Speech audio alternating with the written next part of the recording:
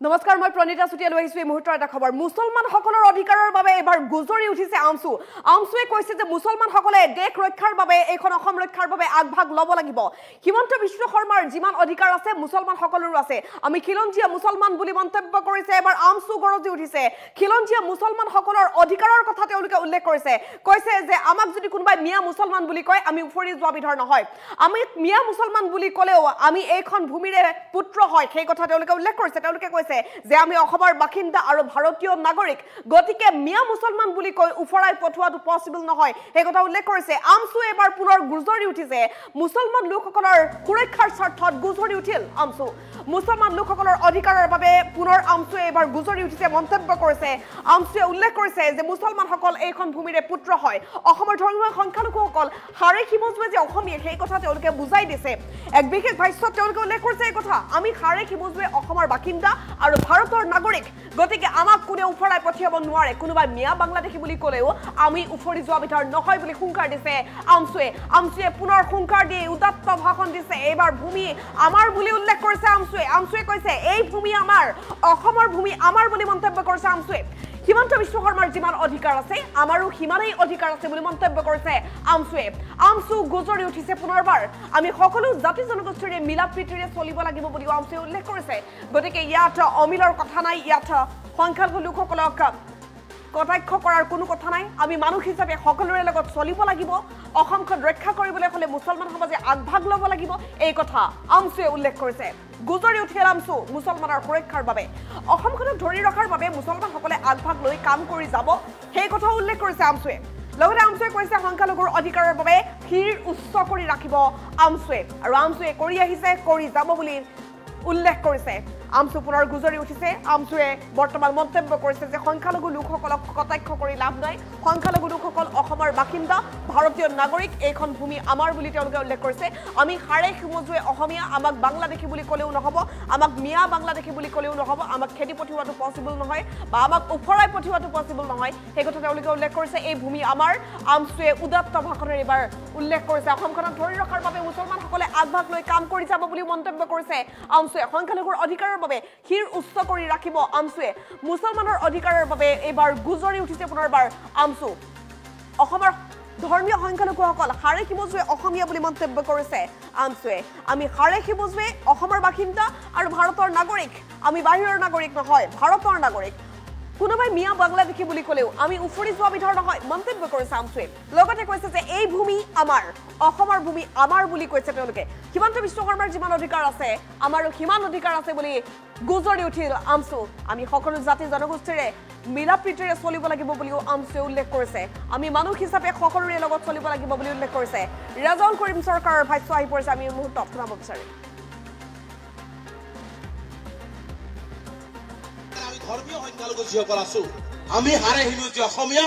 আমি হাৰে হিমজীয়া অসমৰ বাসিন্দা ভাৰতীয় নাগৰিক কোনোবাই আঙুলি টুৱাই মিয়া বাংলাদেশী ক'লেও আমি ফু মাৰি উৰি যোৱা বিধৰ মানুহ নহয় এই ভূমি আমাৰ হিমন্ত বিশ্ব শৰ্মা ডাঙৰীয়াৰ যিমান অধিকাৰ আছে আমাৰ এজন আলী আহমদৰ সমানেই এই ভূমিত অধিকাৰ আছে গতিকে সেইকাৰণে কৈছো যে আমি সকলো জাতি জনগোষ্ঠীৰ লগত মিলা প্ৰীতিৰে চলিব লাগিব আজি মুছলমান সমাজক মই আহ্বান জনাম আজি আপোনালোকৰ যদি কোনো বিপদ হয় হিন্দু ভাইসকলক আপোনালোকে আহ্বান জনাওক অইন জনগোষ্ঠীৰ ভাইসকলক আহ্বান জনাওক যে আমাৰ সমাজত এই ধৰণৰ বেয়া কাম চলিছে আমাৰ এইটো বেয়া হৈছে আহক মিলিজুলি আমি সমাজ পৰিৱৰ্তন কৰোঁ আমি মানুহ হিচাপে সকলো জাতি জনগোষ্ঠীৰ লগত মিলা প্ৰীতিৰে চলিব লাগিব ঘৃণাৰ বাতাবৰণ দূৰ কৰিব লাগিব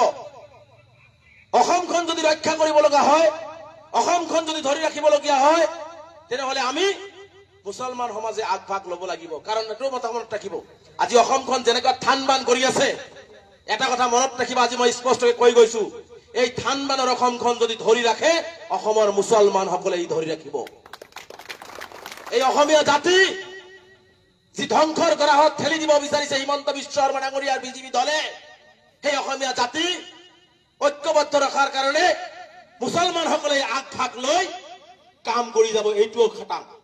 কৈছো যে আপোনাৰ অঞ্চলত হ'ব কোনো বেয়া কথা তেওঁলোকৰ লগত নাপাতিব বেয়া মনোভাৱেৰে তেওঁলোকৰ লগত চলন ফিৰণ নকৰিব আমি মানুহ হিচাপে যাতে সকলো জাতি জনগোষ্ঠী চলিব পাৰো যি শংকৰদেৱ গুৰুজনাই আজ মাধৱদেৱ আজান ফকীৰ সাহেব তেওঁলোকে যে আজি এখন বৰ অসমৰ সপোন দেখিছিল যি সুন্দৰ এখন সপোন দেখিছিল যে আমি সকলোৱে মিলা প্ৰীতিৰে হিন্দু মুছলমান ভাই ভাই হিচাপে আমি অসমখন আগুৱাই লৈ যাম, সেই তেনেকুৱা এখন অসম আমাক লাগে। আমাক হিমন্ত বিশ্ব শৰ্মা ডাঙৰীয়াৰ হিন্দু মুছলমানৰ অসম নালাগে, কাৰণ হিন্দু মুছলমানৰ অসমখন কৰি অসমৰ ৰাইজক পংগু কৰিব আৰু তেওঁৰ গাদীটো তেওঁ ৰক্ষা কৰি চলি থাকিব। গতিকে আমাক তেনেকুৱা অসম নালাগে। আমাক এনেকুৱা অসম লাগে যিখন অসমত হদিয়াও থাকিব, বৰাকো থাকিব, বিটিআৰডিও থাকিব, ৰাভা হাজঙো থাকিব, ইফালে ধুবুৰী মানকাচৰো থাকিব, উত্তৰ অসমৰ লখিমপুৰো থাকিব, ধেমাজিও থাকিব। তেনেকুৱা অসম আমাক লাগে। থানবান হোৱা অসম, ভাং ভাং হোৱা অসম আমাক নালাগে। গতিকে সেইকাৰণে মই বিনম্ৰতাৰে আপোনালোকক আহ্বান জনাইছো যে আপোনালোকে সকলোৱে মিলিজুলি সমাজ পৰিৱৰ্তনৰ কাৰণে সকলো জাতি জনগোষ্ঠীৰ লগত ঐক্যবদ্ধভাৱে কেনেকে চলিব পৰা যায় সকলোৱে দায়িত্ব লওক। আমি মিলা প্ৰীতিৰে হিন্দু মুছলমান সকলো জৈন খ্ৰীষ্টান বৌদ্ধিষ্ট সকলোৱে মিলিজুলি আমি আহক, আমি এটা সমাজ গঢ়ো যি সমাজত নাথাকিব ঘৃণা, যি সমাজত নাথাকিব হিংসা, যি সমাজত নাথাকিব হিন্দু মুছলমান, যি সমাজত নাথাকিব ভেদভাৱ, যি সমাজত থাকিব কেৱল মানৱতা, মানুহৰ হৈ কাম কৰা তেনেকুৱা এখন সমাজ এই যুৱনগৰৰ পৰাই কাম কৰি আমি আগবাঢ়ি লৈ যোৱাৰ কাৰণে সকলোকে মই আহ্বান জনাইছো। গতিকে আমি এই ঘৃণা বিদ্বেষৰ সমাজৰ পৰিৱেশ আঁতৰাই ব্ৰহ্মপুত্ৰত পেলাই এখন নতুন সমাজ, সমন্বয় সমাজ, এটি ধৰ্ম নিৰপেক্ষ সমাজ আমি গঢ়াৰ কাৰণে আমচুৱে বা ইয়াৰ অঞ্চলৰ যুৱ সংগঠন বিলাকে সকলো ৰাইজে যদি লয় নিশ্চিতভাৱে ভাল হ'ব। গতিকে মই অনুৰোধ জনাইছো, অসমৰ সাম্প্ৰতিক পৰিস্থিতিও বেছি ভাল নহয়। সকলো ক্ষেত্ৰতে ঘৃণা, সকলো ক্ষেত্ৰতে চৰকাৰে সংখ্যালঘুৰ ওপৰত নিৰ্যাতন। এটা কথা আপোনালোকক কৈ গৈছো, সদৌ অসম সংখ্যালঘু ছাত্ৰ ইউনিয়ন সদায় আপোনালোকৰ লগত আপদে বিপদে আছে আৰু ভৱিষ্যতেও থাকিব। তেওঁ যিমানেই আক্ৰমণ নকৰক কিয়, যিমানেই হিমন্ত বিশ্ব শৰ্মাই সংখ্যালঘুৰ ওপৰত অত্যাচাৰ নচলোৱা কিয়, আমি আমাৰ অধিকাৰৰ কাৰণে মূৰ ৰখ কৰি আমাৰ প্ৰতিবাদ সাব্যস্ত কৰি আমি আগুৱাই যোৱাৰ কাৰণে চেষ্টা কৰি আছো আৰু ভৱিষ্যতেও কৰি যাম। আপোনালোকে এইটোলৈ ভয় খাব নালাগে, আপোনালোকে ভুল কৰিব নালাগে, আপোনালোকে পিছুৱাব নালাগে। আমি আপোনালোকৰ লগত সন্মুখৰ পৰা নেতৃত্ব দিবৰ কাৰণে আছো। আমি ধৰ্মীয়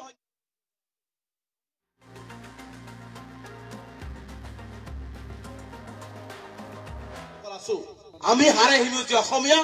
আমি হাৰে হিমুজি অসমৰ বাসিন্দা, ভাৰতীয় নাগৰিক। কোনোবাই আঙুলি টুৱাই মিয়া বাংলাদেশী কলেও আমি ফু মাৰি উৰি যোৱা বিধৰ মানুহ নহয়। এই ভূমি আমাৰ। হিমন্ত বিশ্ব শৰ্মা ডাঙৰীয়াৰ যিমান অধিকাৰ আছে আমাৰ এজন আলী আহমদৰ সমানে এই ভূমিত অধিকাৰ আছে। গতিকে সেইকাৰণে কৈছো যে আমি সকলো জাতি জনগোষ্ঠীৰ লগত মিলা প্ৰীতিৰে চলিব লাগিব। আজি মুছলমান সমাজক মই আহ্বান জনাম, আজি আপোনালোকৰ যদি কোনো বিপদ হয় হিন্দু ভাইসকলক আপোনালোকে আহ্বান জনাওক, অইন জনগোষ্ঠীৰ ভাইসকলক আহ্বান জনাওক যে আমাৰ সমাজত এই ধৰণৰ বেয়া কাম চলিছে, আমাৰ এইটো বেয়া হৈছে, আহক মিলিজুলি আমি সমাজ পৰিৱৰ্তন কৰো। আমি মানুহ হিচাপে সকলো জাতি জনগোষ্ঠীৰ লগত মিলা প্ৰীতিৰে চলিব লাগিব। ঘৃণাৰ বাতাবৰণ দূৰ কৰিব লাগিব।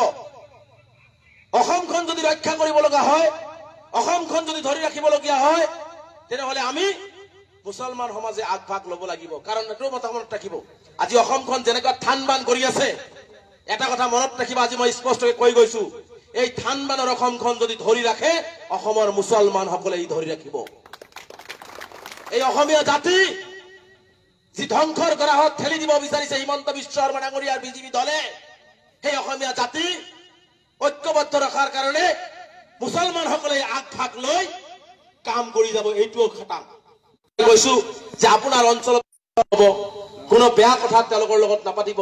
বেয়া মনোভাৱেৰে তেওঁলোকৰ লগত চলন ফিৰণ নকৰিব। আমি মানুহ হিচাপে যাতে সকলো জাতি জনগোষ্ঠী চলিব পাৰো। যি শংকৰদেৱ গুৰুজনাই, আজ মাধৱদেৱ, আজান ফকীৰ চাহাব,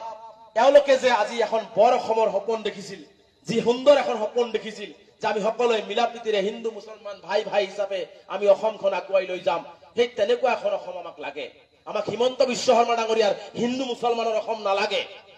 কাৰণ হিন্দু মুছলমানৰ অসমখন কৰি অসমৰ ৰাইজক পংগু কৰিব আৰু তেওঁৰ গাদীটো তেওঁ ৰক্ষা কৰি চলি থাকিব।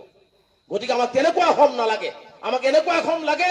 যিখন অসমত হদিয়াও থাকিব, বৰাকো থাকিব, বিটিআৰডিও থাকিব, ৰাভা হাজঙো থাকিব, ইফালে ধুবুৰী মানকাচৰো থাকিব, উত্তৰ অসমৰ লখিমপুৰো থাকিব, ধেমাজিও থাকিব। তেনেকুৱা অসম আমাক লাগে। থানবান হোৱা অসম, ভাং ভাং হোৱা অসম আমাক নালাগে।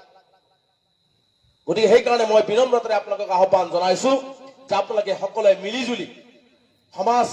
পৰিৱৰ্তনৰ কাৰণে সকলো জাতি জনগোষ্ঠীৰ লগত ঐক্যবদ্ধভাৱে কেনেকে চলিব পৰা যায় সকলোৱে দায়িত্ব লওক। আমি মিলা প্ৰীতিৰে হিন্দু মুছলমান সকলো জৈন খ্ৰীষ্টান বৌদ্ধিষ্ট সকলোৱে মিলিজুলি আমি আহক, আমি এটা সমাজ গঢ়ো যি সমাজত নাথাকিব ঘৃণা, যি সমাজত নাথাকিব হিংসা, যি সমাজত নাথাকিব হিন্দু মুছলমান, যি সমাজত নাথাকিব ভেদভাৱ, যি সমাজত থাকিব কেৱল মানৱতা, মানুহৰ হৈ কাম কৰা তেনেকুৱা এখন সমাজ এই যুৱনগৰৰ পৰাই কাম কৰি আমি আগবাঢ়ি লৈ যোৱাৰ কাৰণে সকলোকে মই আহ্বান জনাইছো। গতিকে আমি এই ঘৃণা বিদ্বেষৰ সমাজৰ পৰিৱেশ আঁতৰাই ব্ৰহ্মপুত্ৰত পেলাই এখন নতুন সমাজ, সমন্বয়ৰ সমাজ, এটি ধৰ্ম নিৰপেক্ষ সমাজ আমি গঢ়াৰ কাৰণে আমছুৱে বা ইয়াৰ অঞ্চলৰ যুৱ সংগঠন বিলাকে সকলো ৰাইজে যদি লয় নিশ্চিতভাৱে ভাল হ'ব। গতিকে মই অনুৰোধ জনাইছো, অসমৰ সাম্প্ৰতিক পৰিস্থিতিও বেছি ভাল নহয়, সকলো ক্ষেত্ৰতে ঘৃণা, সকলো ক্ষেত্ৰতে চৰকাৰে সংখ্যালঘুৰ ওপৰত নিৰ্যাতন। এটা কথা আপোনালোকক কৈ গৈছো, সদৌ অসম সংখ্যালঘু ছাত্ৰ ইউনিয়ন সদায় আপোনালোকৰ লগত আপদে বিপদে আছে আৰু ভৱিষ্যতেও থাকিব। তেওঁ যিমানেই আক্ৰমণ নকৰক কিয়, যিমানেই হিমন্ত বিশ্ব শৰ্মাই সংখ্যালঘুৰ ওপৰত অত্যাচাৰ নচলোৱাক কিয়, আমি আমাৰ অধিকাৰৰ কাৰণে মূৰ ৰখ কৰি আমাৰ প্ৰতিবাদ সাব্যস্ত কৰি আমি আগুৱাই যোৱাৰ কাৰণে চেষ্টা কৰি আছো আৰু ভৱিষ্যতেও কৰি যাম। আপোনালোকে এইটোলৈ ভয় খাব নালাগে, আপোনালোকে ভুল কৰিব নালাগে, আপোনালোকে পিছুৱাব নালাগে। আমি আপোনালোকৰ লগত সন্মুখৰ পৰা নেতৃত্ব দিবৰ কাৰণে